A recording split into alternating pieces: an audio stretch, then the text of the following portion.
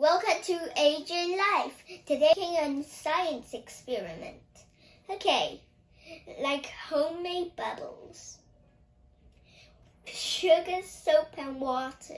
First, water. Okay. First, you need warm water. Pour it in, okay?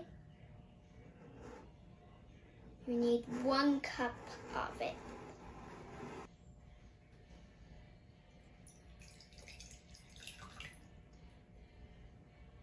Make sure to put the whole thing, the 1 teaspoon of sugar.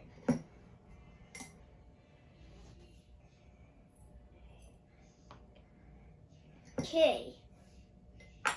Now we dissolve the sugar.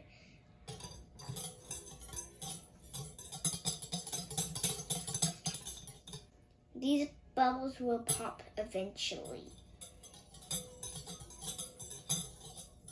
So no need to worry about that. Okay, now we need 1 cup of soap. Dish soap does it. Done! Once it's done, it should look like this. Okay. You can do it. See?